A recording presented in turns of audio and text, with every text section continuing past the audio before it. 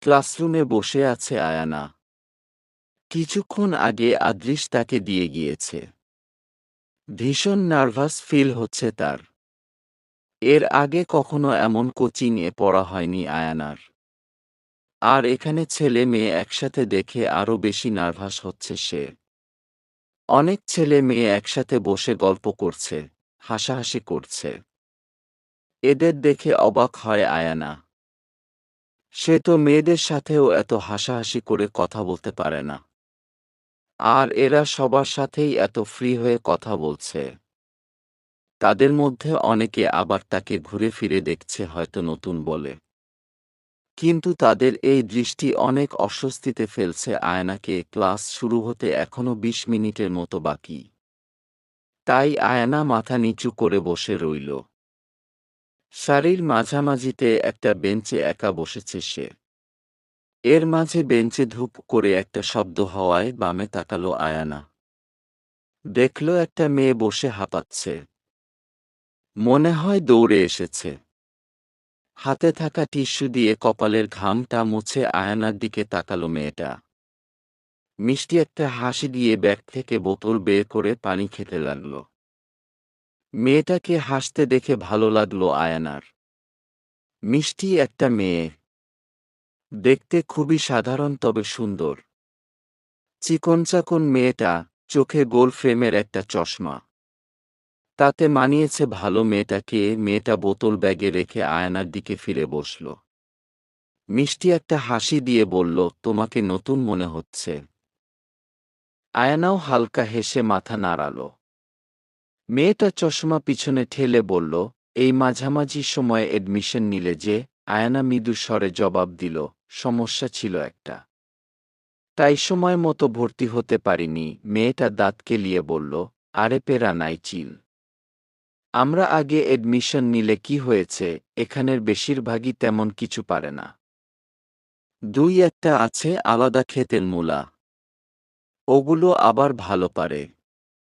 সমস্যা নাই, আমরা আরও একটা সঙ্গী পেয়ে গেলাম। মেয়েটার কথা বলার ধরনে কিছুটা জোরেই হেসে ফেলল আয়না।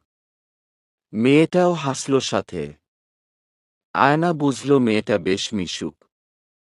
মেয়েটা হাসি থামিয়ে কৌতূহল নিয়ে বলল, আরে তোমার নামই তো জানা হলো না। নাম কি তোমার সুন্দরী? আয়না মেয়েটার এভাবে বলায় আরেক দফা হাসল। অনেক কষ্টে হাসি থামিয়ে বলল, আয়না রহমান। মেয়েটা উৎফুল্ল কণ্ঠে বলল, আমি মিথিলা জান্নাত। কাছের মানুষেরা মিথি বলে ডাকে। তুমিও তাই ডেকো। বাইদা অমুক তমুক। আমি কি তোমাকে তুই করে বলতে পারি? মিথির অমুক তমুক শুনে ভীষণ কষ্টে হাসি চাপালো আয়না।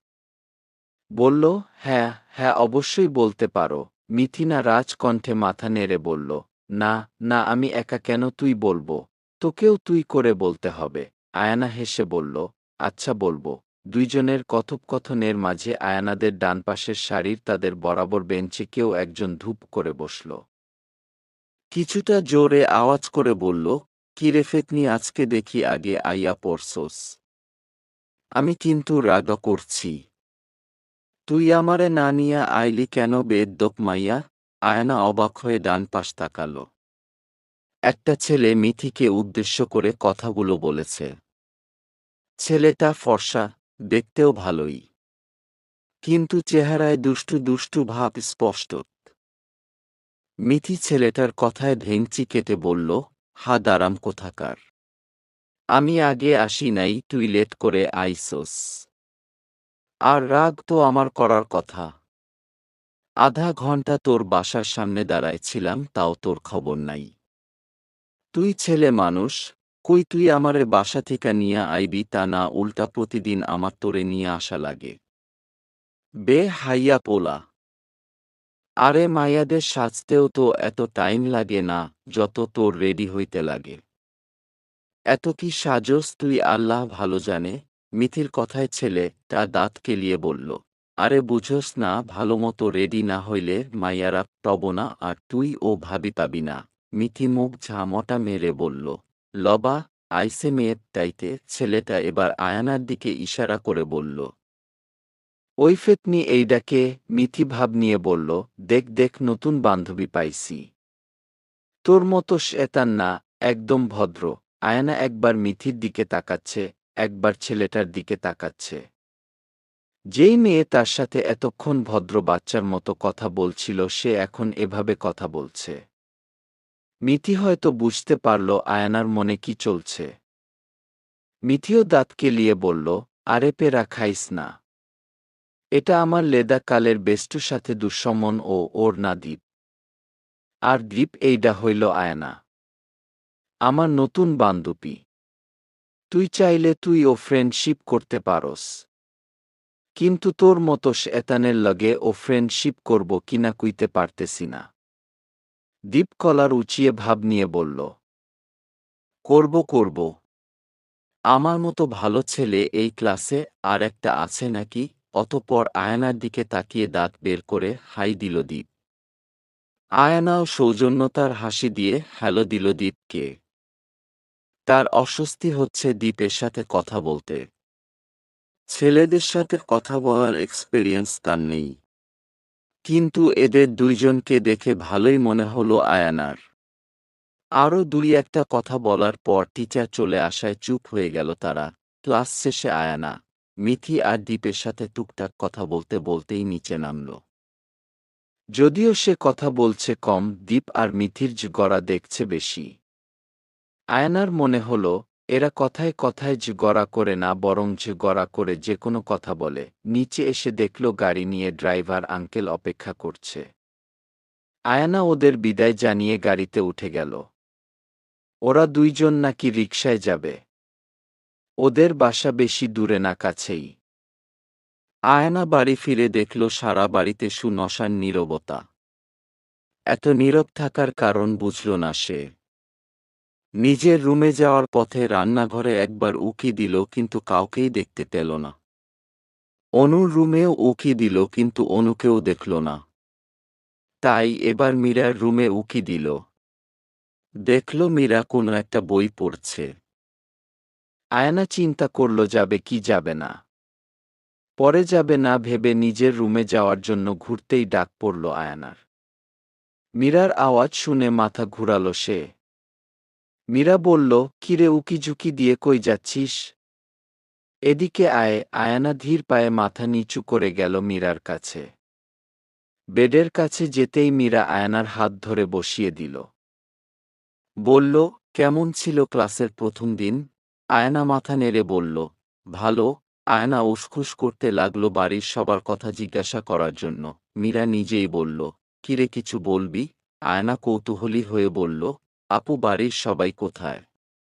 কাউকে দেখলাম না যে। মীরা বইটাকে বিছানার উপর উল্টে রেখে বলল, বড় মা, আহিল আর বাবা অফিসে গেছেন। কোনো সমস্যা হয়েছে বলে তাই। আর মায়ের কিছু কেনাকাটা করার ছিল, তাই মল এ গেছে। আনিকা ভার্সিটিতে। আর খালা অসুস্থ তাই রুমেই আছেন। আয়না মৃদু স্বরে বলল। ওহ। মীরা বলল, তুই তো ক্লান্ত মনে হয়। যা ফ্রেশ হয়ে আয়। ততক্ষণে ওরাও চলে আসবে হয়তো। তারপর সবাই একসাথে লাঞ্চ করব। আয়না সম্মতি দিয়ে বেরিয়ে আসলো মীরার রুম থেকে। রুমে এসে ব্যাগ রেখে আলমারি খুলল সে। একগাদা কাপড় দিয়ে ঠাসা আলমারি। এছাড়াও যাবতীয় প্রয়োজনীয় সব আছে। এইসব কিছু তার শাশুড়ি আম্মু তার জন্য কিনেছে। নিজের বাড়ি থেকে ঘুরে আসার পর আয়না এসব দেখে। প্রথমে বুঝতে না পারলেও পরে আনিকার কাছ থেকে জানতে পেরেছে অনু এসব কিনে গুছিয়ে রেখেছে তার জন্য। বাবার বাড়ি থেকে মেয়েরা অনেক কিছু নিয়ে আসে, অথচ সে এনেছিল পুরান কিছু কাপড়। আর তো কিছু তার ছিল না। আর না তাকে কিছু দেয়া হয়েছে। এসব ভেবে দীর্ঘ নিঃশ্বাস ত্যাগ করে আয়না। অথচ তার শাশুড়ি মা বুদ্ধিমত্তার সাথে বিষয়টা এড়িয়ে যান। এসব নিয়ে খোঁটা দেয়া তো দূরের কথা। আয়না বুঝে উঠতে পারে না একটা মানুষ এতটা ভালো কিভাবে হয়। আয়না হালকা গোলাপি রঙের একটা জামা নিয়ে চলে গেল শাওয়ার নিতে। রুমে প্রবেশ করতেই পা থেমে গেল আদৃশের। তার হৃদস্পন্দন বন্ধ হওয়ার উপক্রম হল। সামনে সদ্য শাওয়ার নেয়া আয়না উল্টো দিকে ফিরে চুল ঝাড়ছে। তার ওড়না বিছানায় রাখা। একটা ঢোক গিলল আদৃশ। এই মুহূর্তে আয়নাকে দেখে দম বন্ধ হওয়ার মতো অনুভূতি হচ্ছে আদৃশের। বে-হায়া চোখে জোড়াকে বারবার সরাতে চেয়েও ব্যর্থ হচ্ছে সে। এই 2 দিনে একবারও সে আয়নাকে এই রূপে দেখেনি। আয়না সবসময় মাথায় হালকা পাতলা কাপড় দিয়ে রাখে। প্রথমবার আয়নার চুল দেখল সে। বেশ বড় আয়নার চুল, তবে তার চেয়ে বেশি ঘন। সেটাই মনোযোগ সহকারে মুছছে সে। চুল মুছতে মুছতে হঠাৎ আদৃশের দিকে ফিরল আয়না।